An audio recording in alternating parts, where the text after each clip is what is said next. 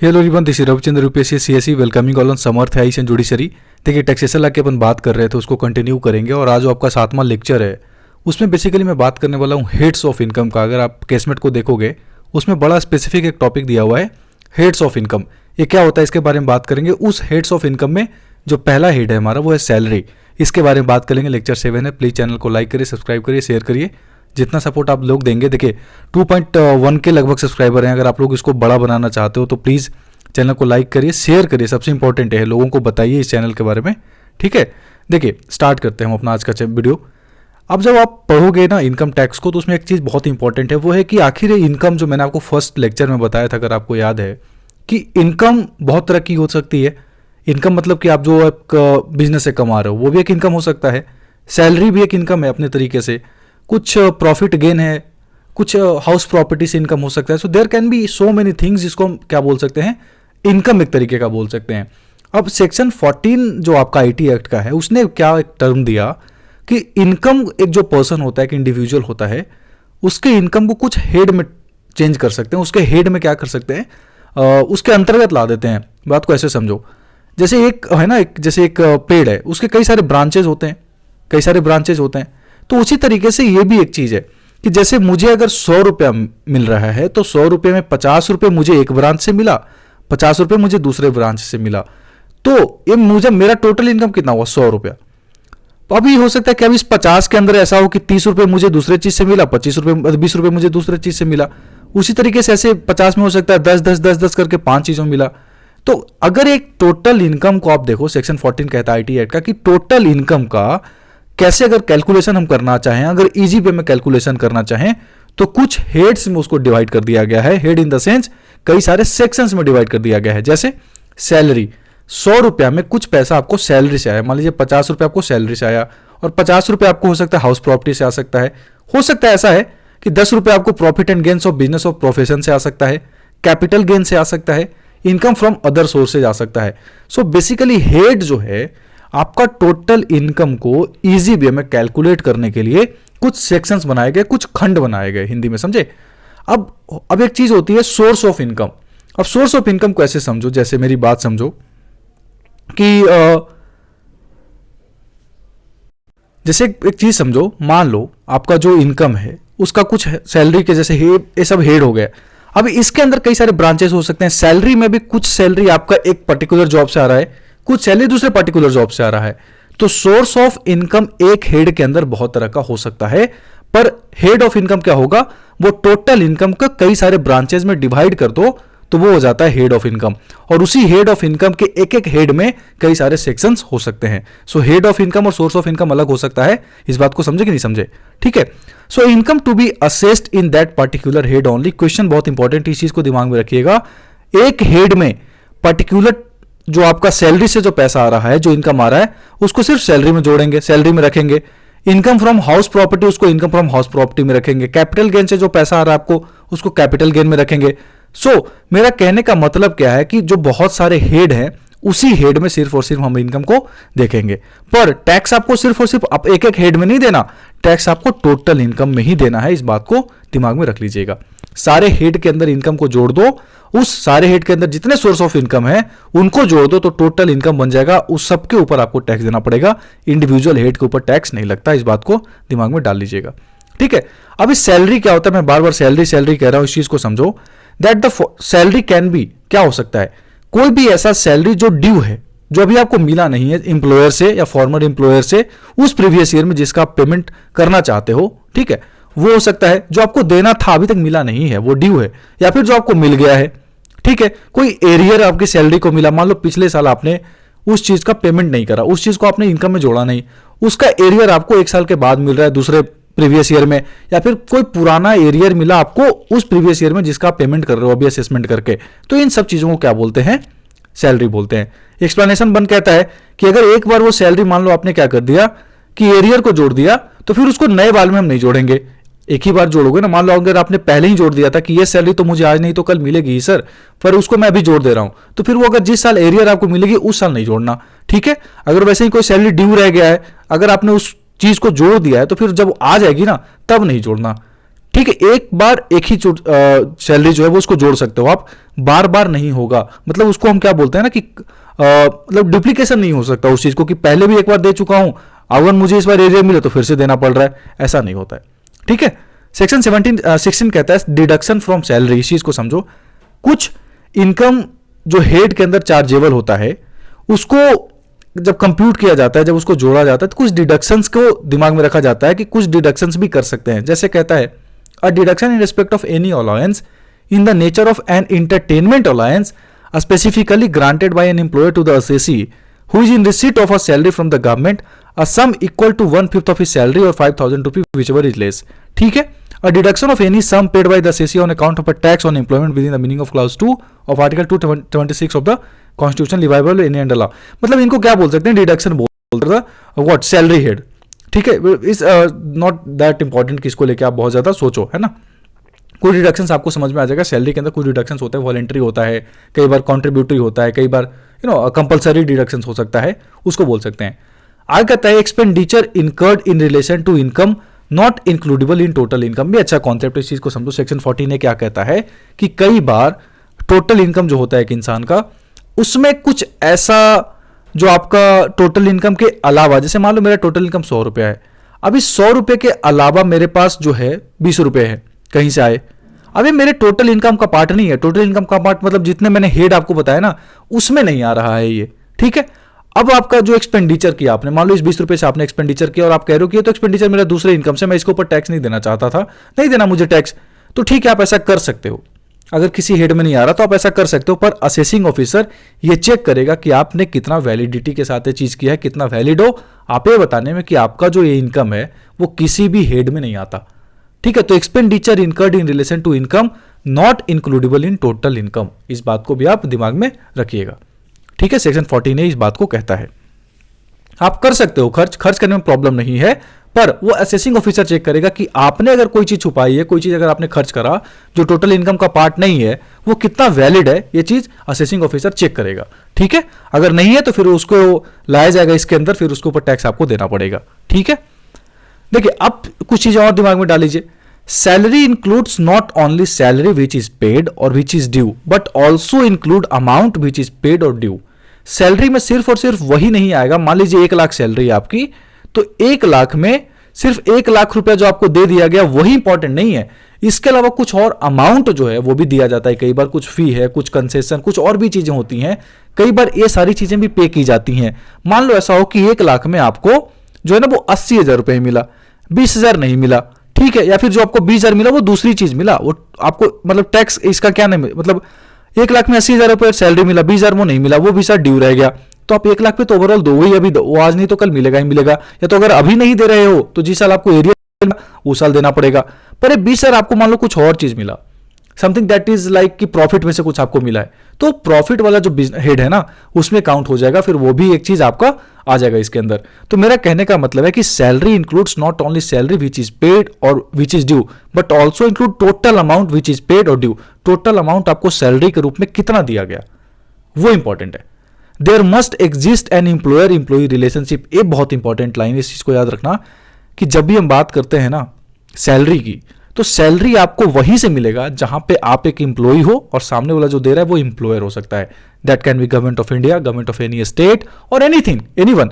Employer तो कोई भी हो सकता है, पर एम्प्लॉय एम्प्लॉई का रिलेशनशिप बहुत इंपॉर्टेंट है। आपका एक केस LW रसेल का, उसमें यही चीज बताई थी कोर्ट ने, सुप्रीम कोर्ट ने, कि उसमें जो पर्टिकुलर एम्प्लॉयर एम्प्लॉई का रिलेशनशिप है वो एस्टैब्लिश नहीं हो पा रहा, और एट द सेम टाइम कुछ और भी एक ऐसे कंटिजेंसी के रूप में कि अगर वो होगा तभी वो आपको वो चीज मिलेगा, तो it's something that is not in that manner कि उसको हम बोल सकते हैं कि समथिंग कि वो सैलरी का पार्ट बन रहा है।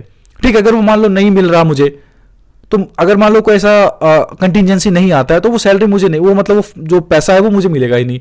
तो जब मिलेगा ही नहीं तो कंडीशनल हो गया ना ये, तो इसको सैलरी के उसमें नहीं ला सकते। ऐसा करके एक आपका केस LW रसेल का, इस चीज को मैं बता दूंगा कभी और डिटेल में, अभी रेफरेंस के रूप में दिमाग में रखना।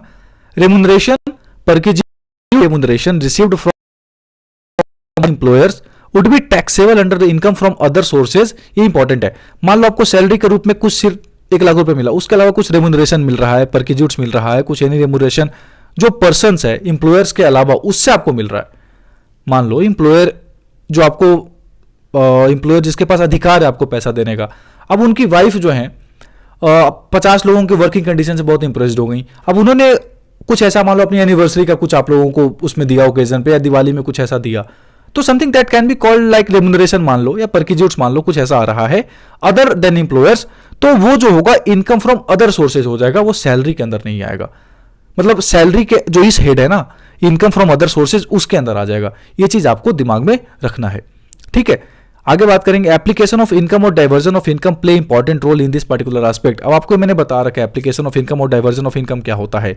मान लो कई बार इनकम से आपका जो है वो कट रहा है पैसा, सैलरी से कुछ पैसा कट रहा है, आपका कंपलसरी डिडक्शन हो रहा है, कई बार वॉलेंट्री डिडक्शंस भी होते हैं। तो पैसा अगर आपके पास आ रहा है और फिर आपके अकाउंट से कट रहा है, तो ठीक है वो एप्लीकेशन ऑफ इनकम हो गया, पर आने से पहले ही कट गया तो डाइवर्जन ऑफ इनकम हो गया। So diversion of income would not be taxable. मैंने आपको पहले भी सारी चीजें बता रखी है, ठीक है। Compensation awarded by the court for wrongful termination of service is not salary. ये भी सैलरी नहीं है। मान लो सैलरी मेरी सर्विस हटा दी थी आपने, बाद में मुझे कोर्ट के बाद कंपनसेशन के रूप में कुछ दिया गया, वो सैलरी के रूप में नहीं आएगा। Rent free accommodation provided to a foreign technician is not a perquisite as a continue to be the employ of a foreign company, ठीक है। आगे अमाउंट ऑफ और loan advanced by the employer is not chargeable to income tax. ये बातें आपको दिमाग में रखनी है, ठीक है। अभी मैं आपको जो बता रहा हूं वो क्या बता रहा हूं, अभी इस चीज को समझ पा रहे हो मेरी बात। मैं आपको बता रहा हूं सेक्शन 14 आईटी एक्ट के अंदर जो फॉलोइंग हेड्स है उनके बारे में चीजें बता रही। सैलरी के बारे में अपन बात करेंगे आगे वीडियो में, हाउस प्रॉपर्टी की बात करेंगे, फिर business and gains of profession की बात करेंगे, ये सारी चीजों की बात करेंगे। अभी हम सिर्फ बता रहे हैं कि सैलरी हेड के अंदर क्या क्या सैलरी हो सकता है उसके बारे में बात कर रहे हैं, और वो टैक्सेबल होगा कि नहीं होगा, ठीक है। आगे चलो। अब देखो सैलरी, बार बार मैं कह रहा हूं सैलरी उसको डिटेल में हमने देखा, सैलरी क्या होगा, सैलरी क्या होगा। अब सैलरी के अंदर में भी बहुत सारी चीजें हैं, आपको अगर याद हो ना, अभी देखो सैलरी, इसको देखो, ये सारी इनकम जो होगा इनकम टैक्स के अंदर, सैलरी के अंदर ये सारा इनकम जो है वो टैक्सेबल होगा। अब इसी को और थोड़ा सा अगर हम डीप करके देखें तो इस चीज को ऐसे समझ सकते हैं, देखो जैसे कैसे। अब मान लो कुछ सैलरी के रूप में आपको वेज मिल रहा है, एक बेज मिल रहा है, फिक्स्ड बेज इनकम जो आपने कमाया आपको एम्प्लॉय से मिला, कुछ एन्युइटी और कुछ पेंशन मिल रहा है, कुछ ग्रेचुइटी के रूप में मिल रहा है, कोई फी, कोई कमीशन, कोई परक्यूजिट और profit in lieu or any of the addition of any salary or wages, any advance of salary. ये सारी चीजें क्या हो सकती है, सैलरी का मतलब होता है। जो इनकम अभी मैंने आपको बताया था ना कि सैलरी का मतलब ये सारे इनकम टैक्सेबल होंगे, वही इनकम कहां कहां से आ रहा है, तो वेज से आ सकता है, एन्युइटी और पेंशन से आ सकता है, ग्रेचुइटी से आ सकता है, एडवांस ऑफ सैलरी से आ सकता है। ये सारी बातें इसमें दे रखी हैं। आगे क्या करके देखते हैं। आगे कहता है any payment received by employee in respect of any period of leave period के लिए जो आपको मिल रहा है कुछ पेमेंट, ठीक है। अगर आपको लीव करते तो नहीं मिलता, अगर आपने लीव पीरियड नहीं लिया तो आपको उसके लिए पेमेंट मिल रहा है सैलरी के रूप में, कुछ ऐसा ही दे रखा है, और भी नीचे सारी चीजें। तो आप इसको पॉज करके पढ़ना, ठीक है। इंपॉर्टेंट तो है, मैं आपको बताता हूं। अब देखो परक्यूजिट्स मैं बार बार आपको बोल रहा हूं, अगर आपने यहां ध्यान से देखा होगा, वेजेस तो आपको वो हो गया जो आपने काम किया उसके बदले आपको 1 लाख रुपया मिल गया, ठीक है। अब सैलरी के अंदर कुछ इनकम की हम बात कर रहे हैं, ये इनकम कहां से आया, वेज के रूप में। इसके अलावा 20,000 रुपया आपको कुछ और मिला, मान लो फी मिला कोई ऐसा खुश होकर, या कोई कमीशन मिला। अब परक्यूजिट्स क्या होता है एक बार देख लो, ठीक है। कोई एडवांस सैलरी के रूप में अगर आपको मिल गया, एन्युइटी और पेंशन तो आप समझते हो, ग्रेचुइटी मतलब कि एक लमसम अमाउंट मिलता है, कंपनी अपनी तरफ से आपको एज ए गिफ्ट के रूप में देती है, पर बाद में लीगल हो गया था, ठीक है। ये चीजें कभी मैंने आपको पहले ही बता रखी, अगर आपको याद हो वीडियो 1 वीडियो 2 मैंने उसमें बताया था पूरा ग्रेचुइटी परक्यूजिट एक चीज हर चीज के बारे में, ठीक है। अभी परक्यूजिट्स को थोड़ा और देख लेते हैं एक बार। देखो परक्यूजिट्स में क्या क्या हो सकता है। परक्यूजिट होता क्या है, एक तरीके का पर्क्स बोलते हैं इसको सेक्शन 17(2) में। इट्स लाइक अ कैजुअल इमोलूमेंट्स, एक ऐसा चीज जो कंपनी वाले देते ही हैं आपको, ठीक है। फी या कोई प्रॉफिट जो उस ऑफिस के साथ अटैच होता है, कोई ऑफिस में अगर काम करो वहां पे कोई फी के रूप में आपको मिल रहा है, कोई प्रॉफिट के साथ आपको चीज मिल रहा है, एक इंप्लॉयर के द्वारा एक इंप्लॉय को दिया जाता है। कंटिन्यूएंस ऑफ इंप्लॉयमेंट के दौरान ही दिया जाता है। डायरेक्टली डिपेंडेंट ऑन सर्विस पे वो डायरेक्टली डिपेंडेंट होता है, ठीक है। डिपेंडेंट होगा यहाँ पे, डिपेंडेंट नहीं, डिपेंडेंट होगा।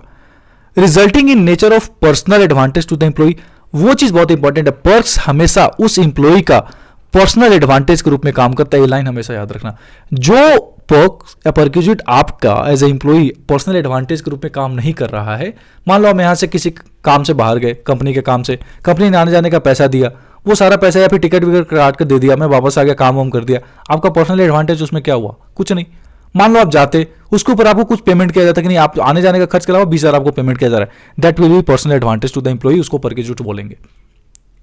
Derived by virtue of employer's authority, ये बहुत इंपॉर्टेंट है, एम्प्लॉयर्स की अथॉरिटी होना बहुत इंपॉर्टेंट है। एल रसेल के केस में यही चीज हुआ था। एक तो एम्प्लॉय का रिलेशनशिप था, एम्प्लॉयर एम्प्लॉय का, एक था एम्प्लॉयर्स अथॉरिटी, कि एम्प्लॉयर्स अथॉरिटी भी तो होनी बहुत मैटर करती है। अगर अथॉरिटी है आपके पास और वो पर्क्यूट के रूप में चेंज होना चाहिए, मान लो आप दे रहे हो कि ठीक है आपको मिलेगा, पर एक कंटिजेंसी लगाते हो अगर ये चीज होगा तो ही आपको मिलेगा, तो how it would be concluded as something that can be called as perquisite. ठीक है, अगर वो मान लो नहीं हुआ तो मेरा हो गया एम्प्लॉयर का, अगर हुआ तो एम्प्लॉय का हो गया। सो एम्प्लॉयर एम्प्लॉय का रिलेशनशिप तो नहीं बन रहा ना यहाँ पे। उसमें एक ऐसा चीज है कि मान लो बारिश हुई तो एम्प्लॉयर को पैसा मिलेगा, बारिश नहीं हुई तो एम्प्लॉय को पैसा मिलेगा। फिर एक क्या है, पर्क्स थोड़ी ना है, एम्प्लॉयर एम्प्लॉय का थोड़ी ना रिलेशनशिप हो रहा है। तो आप दोनों एक दूसरे से बिजनेस कर रहे हो, प्रॉफिट हुआ तो तुम्हें मिलेगा, नहीं हुआ तो मुझे मिलेगा। This something that can not be called as perquisites. ठीक है, एक perquisite remains a perquisite even if employee may not have utilised, भले ही आपने यूटिलाइज नहीं किया उसको, पर पर्क्यूट मतलब पर्क्यूट अगर आपको वो चीज दी गई है तो दी गई, अगर आप यूटिलाइज करो तो ठीक है, नहीं करो तो भी टैक्स के अंदर वो चीज आएगी, अगर टैक्सेबल है तब। अब देख लो एक बार क्या क्या टैक्सेबल है। Perquisites that are taxable in the hands of a employee, क्या क्या हो सकता है, रेंट फ्री एकोमोडेशन टैक्सेबल होगा, accommodation at concessional rate taxable होगा, notified benefit and amenities taxable है, employee obligation met by employer taxation taxable है, employer's contribution to the superannuation fund exceeding 1 lakh rupee तो भी है, value of any specified security or sweat equity shares taxable होगा, value of any fringe benefit, amount payable by the employer to effect an insurance on the life of the employee, ये सारी चीजें पर्क्यूट्स के अंदर जो है क्या होगा, टैक्सेबल होगा। क्योंकि अगर आप ध्यान से देखो इसमें एम्प्लॉयर एम्प्लॉय का रिलेशनशिप है, एक तो पहली चीज। दूसरा चीज कैजुअल फी है, कैजुअल इमोल्यूमेंट्स है। तीसरी चीज वहां पर एम्प्लॉयर के पास अथॉरिटी है रेंट फ्री अकोमोडेशन देने का, तो वो दे रहा है। ये 3-4 चीजें आपको दिमाग में रखनी है, तभी पर्क्यूट उसको बोलेंगे, अदरवाइज नहीं बोलेंगे। ठीक है, पर्क्यूट होने के लिए ये कंडीशंस हमेशा दिमाग में रखना, कंटिन्यूएंस ऑफ एम्प्लॉयमेंट के रूप में, डायरेक्टली डिपेंडेंट ऑन सर्विस है, पर्सनल एडवांटेज में हो रहा है, एम्प्लॉयर्स की अथॉरिटी से हो रहा है, सारी बातें आपको दिमाग में रखनी है। ठीक है, कुछ पर्क्यूट्स टैक्सेबल नहीं होते, जैसे food and beverages provided employ, खाना पीना कुछ नाश्ते के रूप में दिया, दोपहर में दे रहा है तो उसको टैक्सेबल नहीं बोलेंगे। लोन्स नहीं होगा, रेंट फ्री हाउसेज नहीं हो सकता है, पर्क्यूट जो इंडिया के बाहर आपको दिया गया वो टैक्सेबल नहीं होगा, ये तो पहले भी मैंने आपको बता रखा है।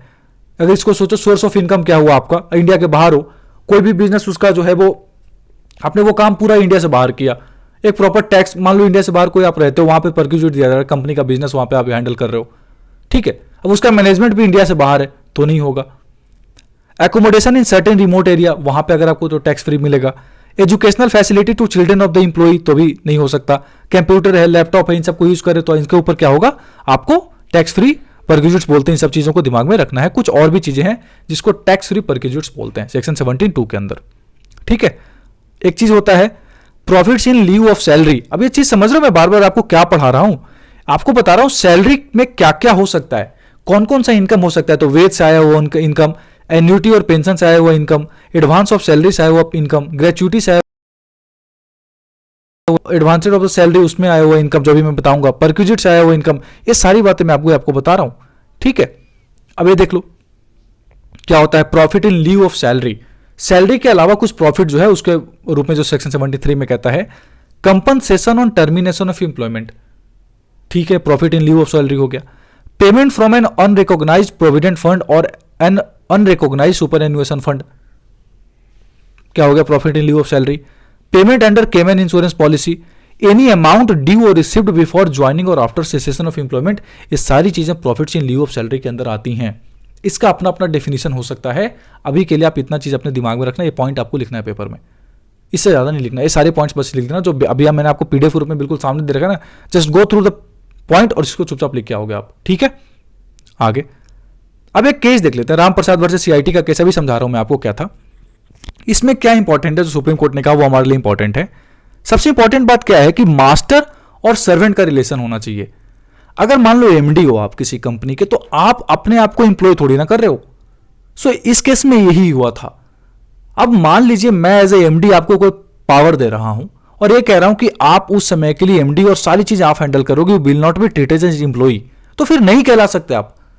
अगर ठीक है एमडी हो आप, कंपनी का मालिक कोई है, मैनेजमेंट डायरेक्टर आपके हाथ, मैनेजिंग डायरेक्टर आप हो, पर एट द सेम टाइम आप इंप्लॉय भी हो, वो तो आपको मिलेगा, आपको वो बेनिफिट मिलेगा डिडक्शन वाला, अदरवाइज नहीं मिलेगा, आप इंप्लॉय माने ही नहीं जाओगे, तो फिर टैक्स फ्री पर्क्यूट्स नहीं माना जाएगा। अब इसमें जो चीजें सुप्रीम कोर्ट ने की वो हमारे लिए इंपॉर्टेंट है, जैसे the directors of a company are not servant. Director servant नहीं होते कंपनी के। एजेंट की तो बात ही नहीं कर रहा मैं, सर्वेंट मास्टर सर्वेंट रिलेशनशिप की बात कर रहा हूं। So directors of a company are not servant. पढ़ा है ना आपने, एजेंट अलग होता है, पार्टनरशिप फॉर्म में पार्टनर्स का मतलब होता है, फॉर्म अलग चीज है, फॉर्म का कोई मतलब नहीं उस समय के लिए वो। उसके अलावा फिर आपने पढ़ा होगा एजेंट का अलग कॉन्सेप्ट होता है, तो ये सारी चीजें आपने पढ़ रखा है पहले। So the directors of a company are not servant but agents in as much as the company cannot act in its own person but has only to act through directors. It's like an agent. आगे कहता है MD may have a dual capacity.